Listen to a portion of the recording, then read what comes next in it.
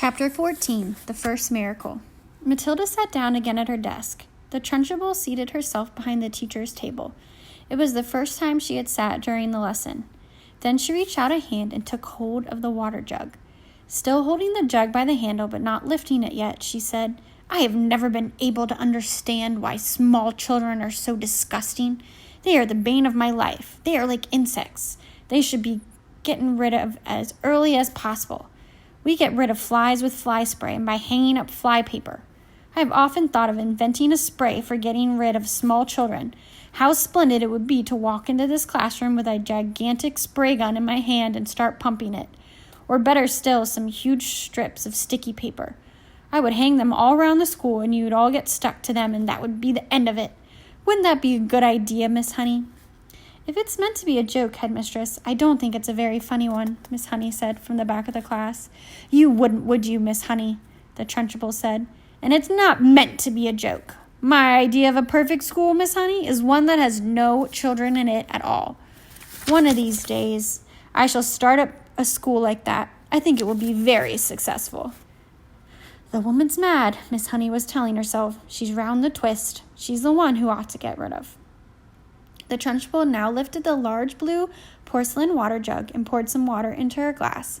And suddenly, with the water, out came the long, slimy newt straight into the glass. Plop. The Trunchbull let out a yell and leapt off her chair as though a firecracker had gone off underneath her. And now the children also saw the long, thin, slimy, yellow-bellied lizard-like creature twisting and turning in the glass. And they squirmed and jumped about as well, shouting, "What is it? Oh, that's disgusting. It's a snake. It's a baby crocodile. It's an alligator." "Look out, Miss Trunchbull," cried Lavender. "I bet it bites." The Trunchbull, this mighty female giant, stood there in her green breeches, quivering like a porridge. She was especially furious that someone had succeeded in making her jump and yelling that because she prided herself on her toughness. She stared at the creature twisting and wriggling in the glass. Curiously enough, she had never seen a newt before. Natural history was not her strong point. She hadn't the faintest idea what this thing was. It certainly looked extremely unpleasant. Slowly, she sat down again in her chair. She looked at this moment more terrifying than ever before. The fire of fury and hatred were smoldering in her small black eyes. "Matilda!" she barked. "Stand up." "Who, me?" Matilda said. "What have I done?" "Stand up, you disgusting little cockroach." "I haven't done anything, Miss Trunchbull. Honestly, I haven't. I've never seen that slimy thing before." "Stand up at once, you filthy little child." Reluctantly, Matilda got to her feet. She was in the second row. Lavender was in the row behind her, feeling a little bit guilty. She hadn't intended to get her friend into trouble. On the other hand, she was certainly not about to own up. "You are a vile, repulsive, repellent, malicious little brute," the Trunchbull was shouting. "You are not fit to be in the school. You ought to be in behind bars. That's where you ought to be. I shall have you drummed out of this establishment in utter disgrace. I shall have the prefects chase you down the corridor and out the front door with your hockey sticks. I shall have the staff escort you home under armed guard, and then I shall make you absolutely sure you are set to be in a reformatory for delinquent girls for the minimum of 40 years. The Trunchbull was in such a rage that her face had taken on a boiled color, and little flecks of froth were gathering at the corners of her mouth. But she was not the only one who was losing her cool. Matilda was also beginning to see red. She didn't in the least mind being accused of having done something she had actually done. She could see the justice of that. It was, however, a totally new experience for her to be accused of a crime that she had definitely not committed. She had absolutely nothing to do with that beastly creature in the glass. By golly, she thought, that rotten Trunchbull isn't going to pin this one on me. "I did not do it," she screamed. "Oh, yes, you did," the Trunchbull roared back. "Nobody else could have thought up a trick like that. Your father was right to warn me about you." The woman seemed to have lost control of herself completely. She was ranting like a maniac. "You are finished in this school, young lady," she shouted. "You are finished everywhere. I shall personally see to it that you are put away in a place where not even the crows can land their droppings on you. You will probably never see the light of day again. I'm telling you, I didn't do it, Matilda screamed. I've never seen a creature like that in my life. You have a crocodile in my drinking water, the Trunchbull yelled back. There's no worse crime in the world against the headmistress. Now sit down and don't say a word. Go on, sit down at once. But I'm telling you, Matilda shouted, refusing to sit down. I'm telling you to be quiet, the Trunchbull roared. If you don't get quiet at once and sit down, I shall remove my belt and let you have it with the end of the buckle. Slowly, Matilda sat down. Oh, the rottenness of it all, the unfairness. How dare they expel her for something she hadn't done? Matilda felt herself getting angrier and angrier and angrier, so unbearably angry that something was bound to explode inside her very soon. The newt was still squirming in the tall glass of water. It looked horribly uncomfortable. The glass was not big enough for it. Matilda glared at the Trunchbull. How she hated her.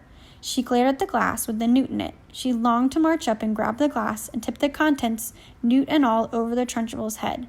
She trembled to think what the Trunchbull would do if she did that.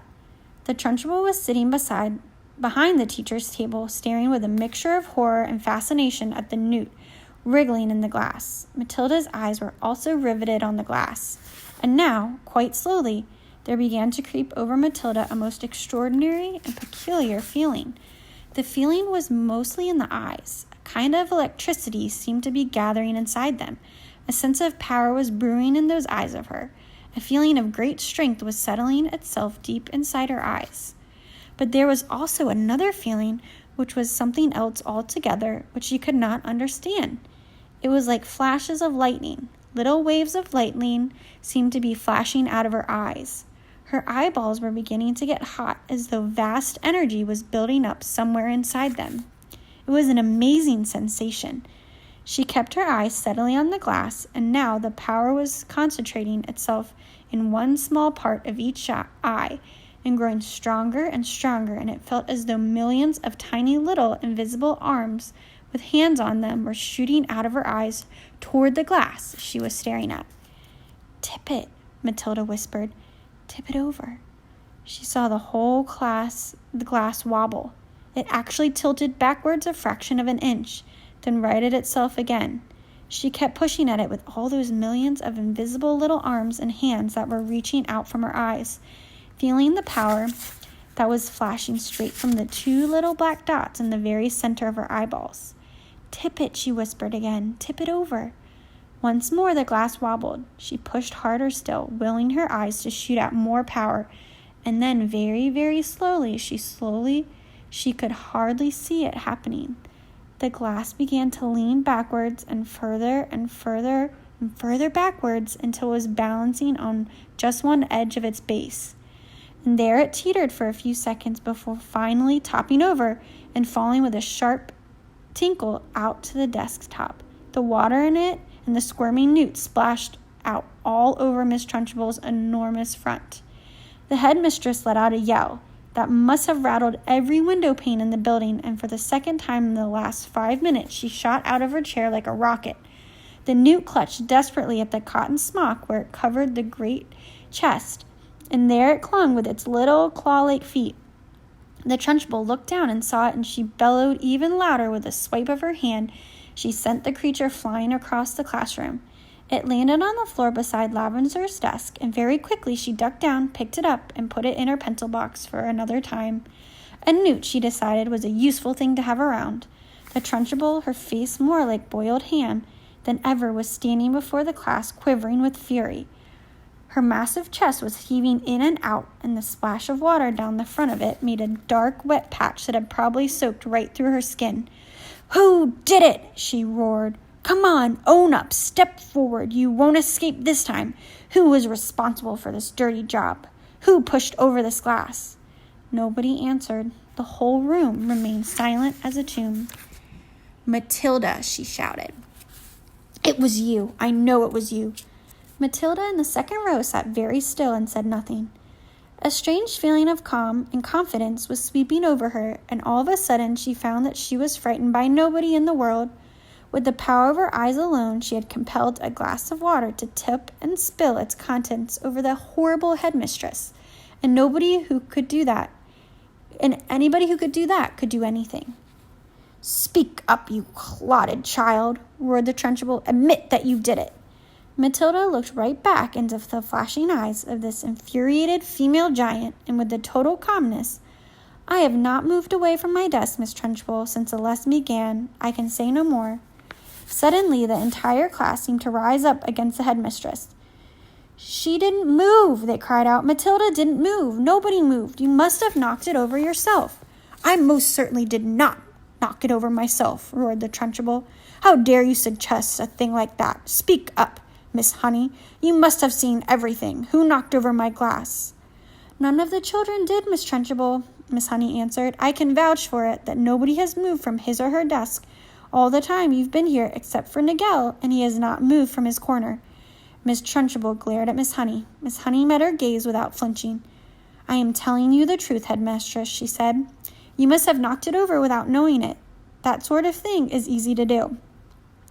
I am fed up with you useless bunch of kids, roared the Trunchbull. I refuse to waste any more of my precious time in here. And with that, she marched out of the classroom, slamming the door behind her.